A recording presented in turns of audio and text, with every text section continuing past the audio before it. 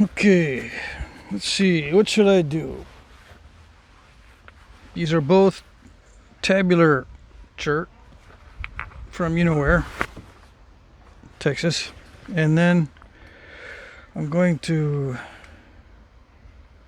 make bifaces, probably from both. Let's start with the most difficult one. I got a little fuzzy thing for my microphone. No, I can't do that because then I can't adjust the focus.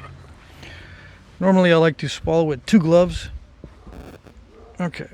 And I like to work glass and obsidian with 2 gloves.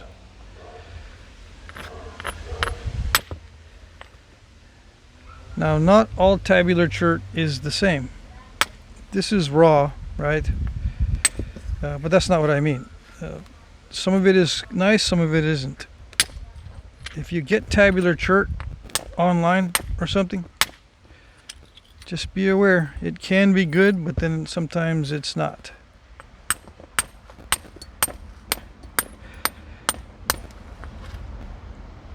This one is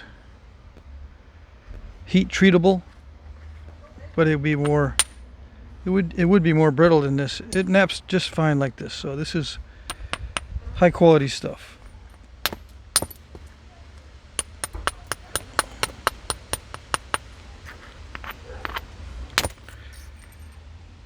So what have I been doing? And just organizing my stuff, trying to figure out what I got. And I don't have any more large spalls. Just had to make sure I don't have anything stashed away.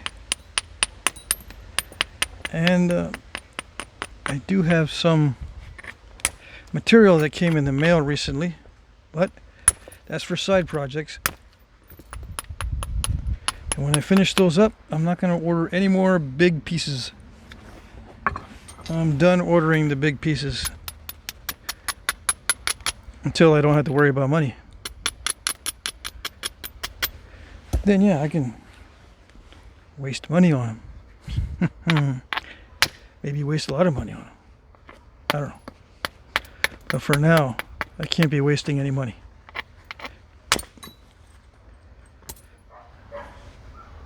Let's see, can you see? It's full daylight, but I'm in the shade. I got background lighting. Let's see. It might not be better with the light. It might be better with it off.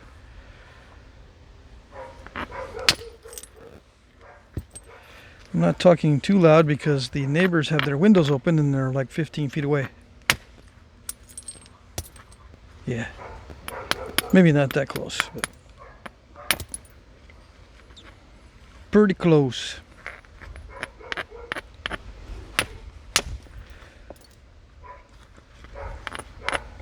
So tabular chert is already in a flat state. And a lot of people like it that way. It's similar to a big old percussion slab, big fat, thick percussion slab.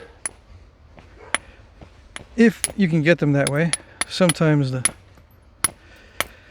the rock retailers will do percussion slabs that are really thick, but they usually have a set thickness or a set maximum that they'll go with, and they won't cut it thicker than that because they can make more money if they cut it really thin, or cut it thinner than say a 1/2 inch. And this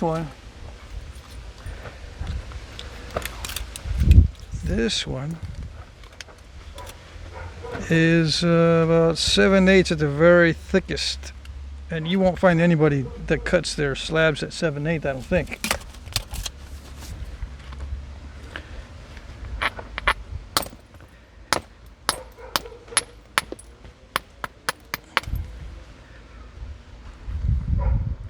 So the thinner you get the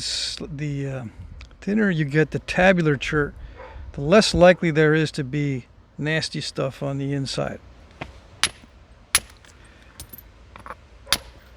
So tabular chert can come in various thicknesses. I've seen them up to 3 inches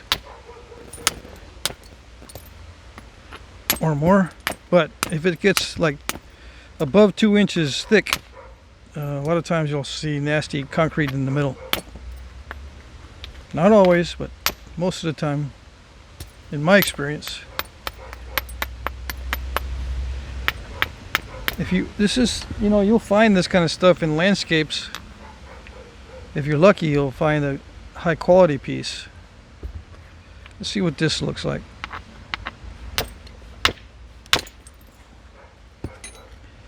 Now this one's not so good. This is just like landscape material.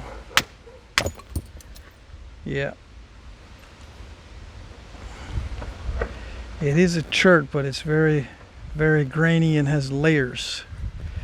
So it's more like a quartzite.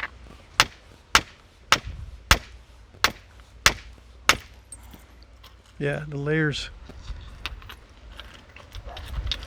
So this is more like a quartzite than a chert.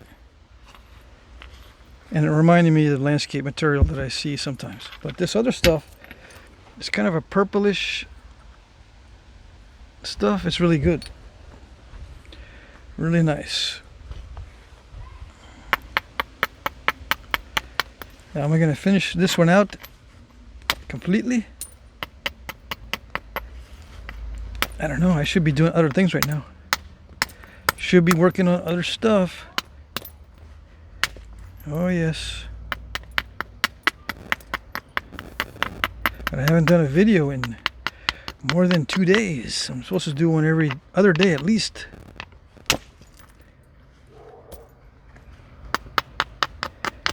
Yeah, people start getting worried. Yeah, what happened? What's happening? I need to finish up all my outdoor work before it gets too cold. And I was going to nap glass this summer, but I found out that I don't have a spot that is all by itself that no one will step on, that no one will have their bare feet on. Or potentially have bare feet on the area that I'm working with glass. That's not good. So I couldn't do it. And I didn't want to go in a public area.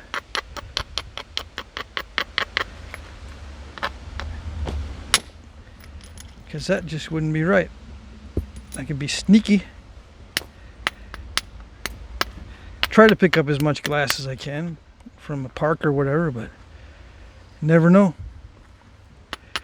One piece of glass could escape and be sticking straight up in the grass. No one sees it. And there it goes. Into someone's foot. Same way with the yard here. Little feet come over once in a while. So I got to figure out, and I'm not going to nap glass in my van. It's bad enough that I nap chert and flint in the back, but that's much easier to deal with because the flakes are not as sharp. These flakes are easier to see than glass, and they're not as pointy. You don't get long shards usually.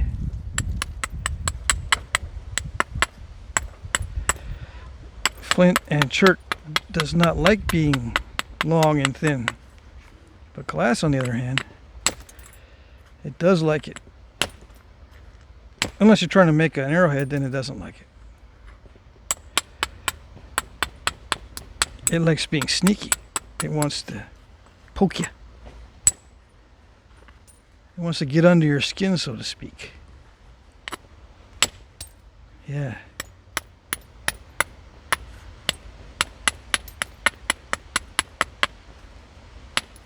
So, I'm still working on it. Eventually I'm going to be napping a bunch of glass because I'm saving it up. People have sent me all kinds of different things made of glass. I just broke up a piece of countertop a couple days ago to see what it was like. and that stuff shattered just like regular glass. I thought at least it was going to be tempered a little bit, but no, it's just straight thick glass. Those old countertops made of that milk white glass. It's just straight glass. It'll nap nicely, but can't do it yet. I got TV glass. I got the Carol Ann Irish cream bottle. Keep looking at that every day. See, I'm gonna nap that eventually. Oh yep. Okay, with high quality chert, the potential for thinning is pretty good. I'll measure it in a minute. Okay, here we go. We're going to do a width to thickness ratio. And that's as far as I want to take it with direct percussion. Except maybe right there I could do one more, but why risk it? So I'm going to measure the total width is 2 5/8. Well, let's do a millimeter so that I can do this math in my head potentially. All right, millimeters. Let's just say 68. The thickness round about 8 or 9. 8 millimeter. Yeah, around 8 millimeter. 8 into 68. Let's see. 8 times 8 is 64. So it's a pretty good ratio. 68.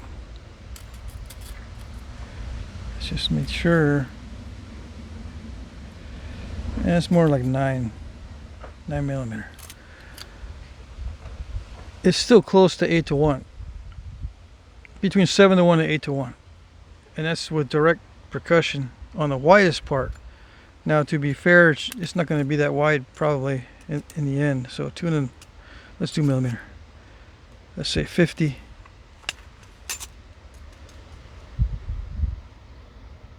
Still about 9. Yeah. So let's see. 9 times 5 is 45. 5 to 1. Between 5 to 1 and 6 to 1 up here. That's the normal. Finished. So with high quality stuff, you can get good results with direct percussion. And where do you find this? Wherever it is, I wouldn't tell you. If I could get it for free, I wouldn't tell you where to get it, because I could pick it up and sell it. I don't know where to get this stuff for free. It's always on private property, and you make an arrangement with the owner, and they usually either want they want to know how much you're taking out, and they'll charge you how much, I guess, or they want something in return, like some napped things. They'll just make an arrangement with you. So that, yeah, forget about finding good quality stuff.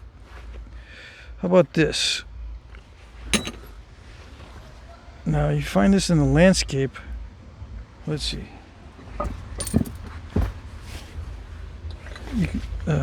You should go to a landscape supply yard and buy it from them, and don't go sitting outside of Wendy's or something and sneak one when the sun goes down. Just it's pretty cheap. Just go to a landscape supply yard.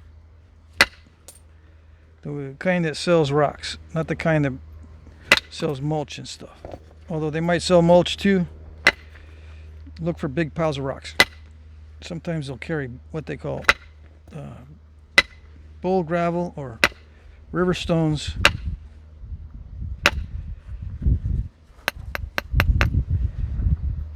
At this time I am using indirect percussion because it's highly unpredictable. I need to be accurate. Can't just wing it like I was doing the other stuff. If it's good quality, it's kind of forgiving, right? But there's a dark side to the good quality stuff. Some of it is way too nice. It flakes way too easy, and it'll show all the mistakes. But for the most part, if it's a good quality material, it'll be forgiving. That means you could use a technique like direct percussion and get good result. But when you're working with this kind of stuff that's got layers and unpredictability and cracks and can't run flakes, your strikes need to be accurate just so you can even hope to get a flake in the right spot. And maybe get it to go travel a little bit. I'm using metal on metal because this is starting to get steppy right there. I need to blast through that somehow. And maybe I won't be able to. Might not be able to. There we go. Yeah, I got to work with the layers on this one. It's not common. I don't work with layers normally. Like some people will say that all the stone has layers. All stones have layers. No, they don't. Some of them do, like this one. And you do have to work with the layer. Make sure you're trying to run flakes in such a way that the layer will help. Sometimes. In theory, it'll help. Come on. See, that layer won't even pop off. I'm hitting directly on the side of that step. That's stuck on there pretty good. Okay, there we go. So, let's see. Let's try to get a triangle before time is up.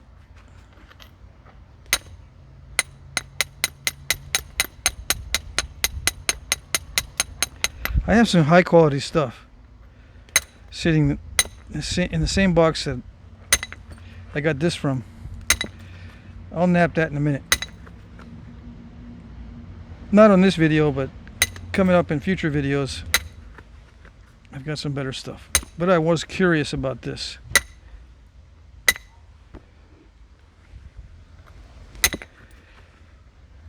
And again, I'm using metal on metal just so I can blast through. And it's dicey because sometimes it'll break the whole thing.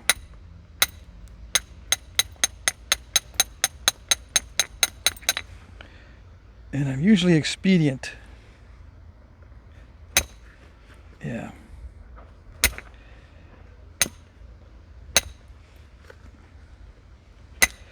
So even though there might be a better method, I'll just use the most expedient method.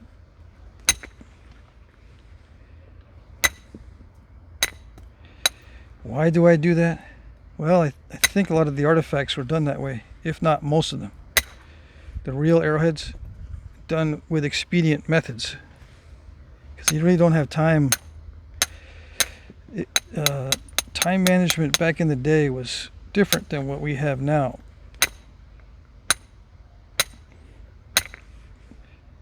It's more urgent that you look for food, and anytime you're not looking for food, you're not eating. Now, humans have evolved to be able to go without eating for, like, what is it, 2 or 3 weeks? But then you don't want to do anything else either. So you only get a small window that you can use without eating if you're napping and not hunting. Either you have someone supporting you, or you've got to not eat for a few days, or whatever.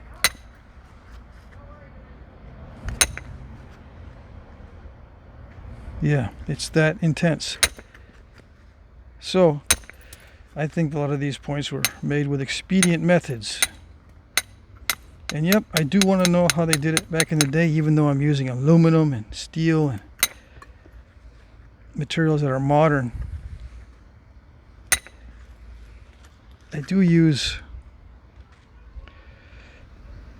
antler and hammerstones as well, but the maintenance required is so annoying.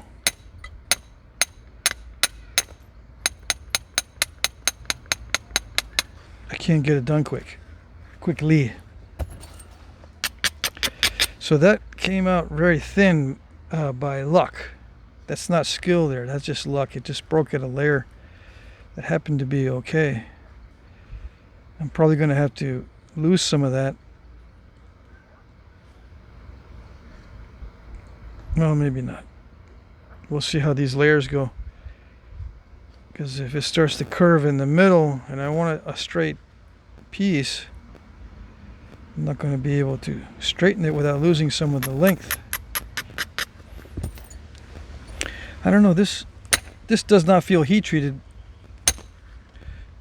but you never know. Oops, yep, see, there you go. I didn't collect it myself, so I don't know. And I lost that piece.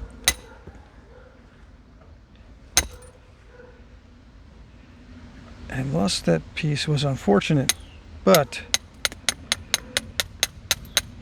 if you're going to use this as a knife,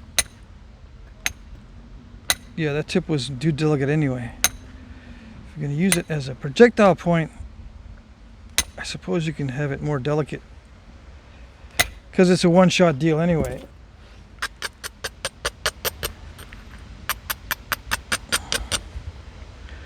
Usually. Okay.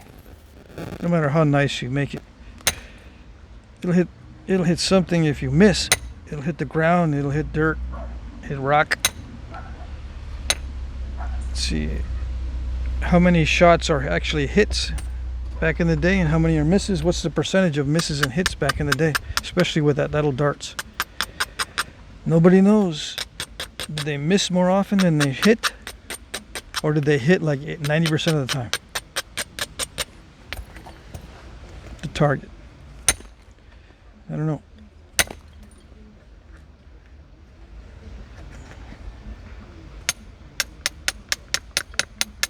When you hit the target, what are the odds of breaking the tip of the projectile point? So you break the tip off, you're going to lose some length.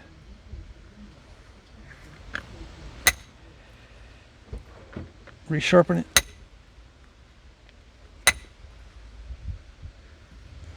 It's not going to look right.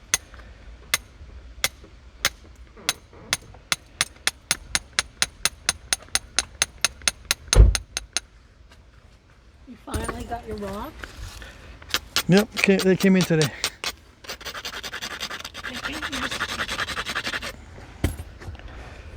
Yeah, I got a box today.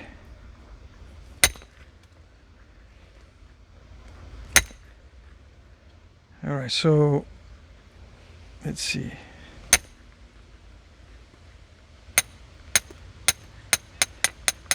I could do unboxings and rate different sellers. All right, I could do that. I could rate different sellers. Where do you get good rocks? Well, I always get good rocks from two places for sure: Kentucky Flintworks and Kurt's Cherts. There's some other ones, a bunch of other ones, but I haven't ordered from them. I have ordered off of eBay, and the stuff I got was okay, because I can work with just about anything. But it's mostly gravel cherts on eBay, landscape rocks, this kind of stuff, or a little bit better. Anyway, this is how it goes with this sort of material, and I'm not too worried about breaking it because it's not that easy to haft. You know, it's not going to work well anyway. See that island that developed in the middle? That happens with natural tools as well. I was using steel, which is extremely powerful. It can drive long flakes on difficult material, and even with that, it didn't do it. It didn't even separate the layers consistently. It did a little bit. See how it consistently did separate the layers here on this part, but not on this part, because it's wider. The more narrow you get, the easier it is to thin down. Unless you're too aggressive, then you'll snap it in half. All right, let's see. Can I reach? What else can I get? Let's see.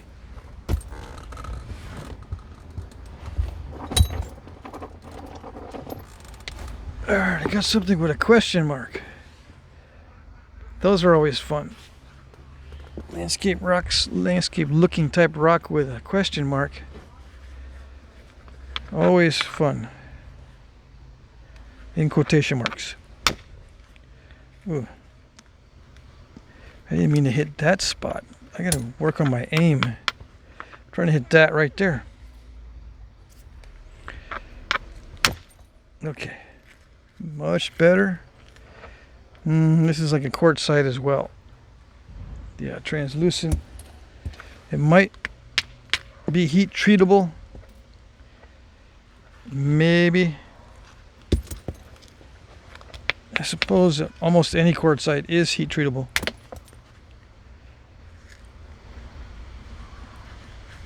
But this one, would I heat treat it? I don't know. Maybe. It does have a fine grain to it. It does have translucency, so it might be worth heat treating, but I need to break it down into smaller spalls first. It's really not that good of an idea to heat treat the whole nodule, because the stress can break it on the inside and you won't be able to get anything out of it. You know, it'll look like it's still whole, but then as you start knapping it after heat treating, there'll be a bunch of internal cracks.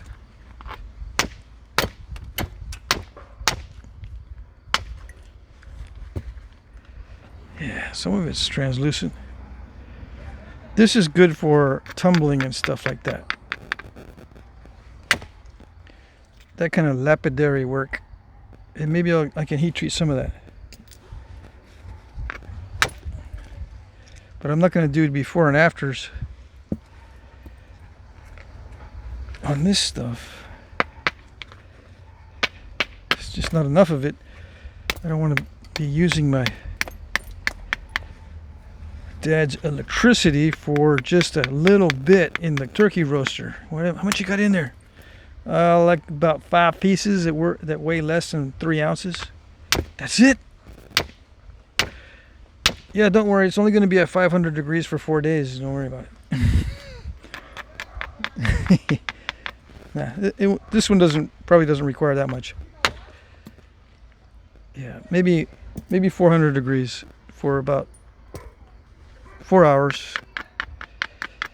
After you dry it out at 200 degrees, of course.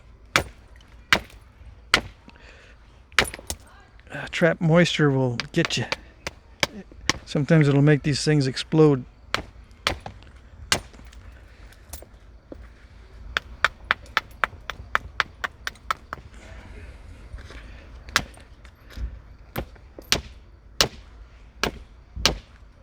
Let's see. Could I throw this in with a bunch of other stuff? Yes. But then I gotta mark everything. And you know, the more complicated it gets, it's like the situation where you had to do 100 things before you can do one thing. That one thing you want to do is, all I want is a heat treat. Yeah, but there's so many other things you got to do to make sure you don't lose the pieces. Make sure that if they do break, you know which one's broke from which piece. Like, let's say I mark it, you know, the date, or just with a 1, 1, 1. All these from this particular nodule are marked with 1s, right? And let's say I have some more stuff mixed in, and some of it looks like this, kind of, sort of. And this breaks in half, and the 1's only on one side, and I can't find the other side. Which is the side that broke off? Why do I want to have both the sides together? Well, I want to fit it and see if it is a perfect crack, or there's a weirdness going on.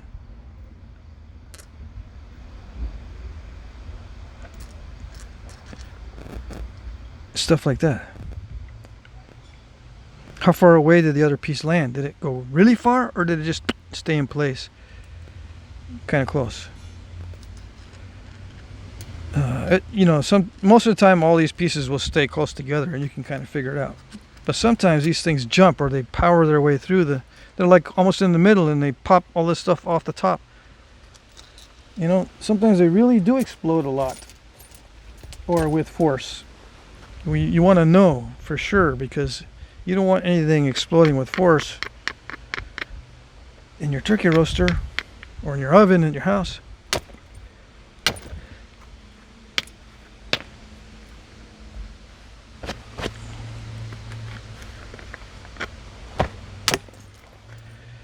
Anyways, I could heat treat this just for grins and giggles, but it's not worth it really. Some of those might be. So how do you overcome the, you know, finding the pieces once if they break and stuff? Just put a lot of numbers on these, and then, you know, 1, 2, 3, 4 little numbers. That way that if the pieces break, you find them all. Now, you got to do that with everything if you mix it together, if you want to do it right. If you don't want to do it right, if you want to do expediently like I've been doing with my heat treating, I just throw everything in at the same time into the turkey roaster, set it at 300, cook it at 300 for 4 hours, turn it off, start chipping, see which ones chip out of the mix. You know, you got to test each one. There's a lot of stones. Sometimes there's about 200 different stones, but you can pick out the ones that nap well at 300. Put those aside. Heat it again, 350. Do the same thing after it cools down. Nap. Figure out which ones are napping well. Put those aside. You write the little numbers on them. Like the ones at 300 that nap well at 300, you write 300 degrees on those as you set them aside. The 350 degree ones that nap well, you know, you pressure flake, or you can percussion with indirect percussion, whatever is fast, and then you write the 350 or whatever, and you keep going and going and going, and that's how you keep track the right way. Me, I just throw them all in, cook them all at 300 or 400, take them all out, and then I just nap, and whichever doesn't work, I just throw it away.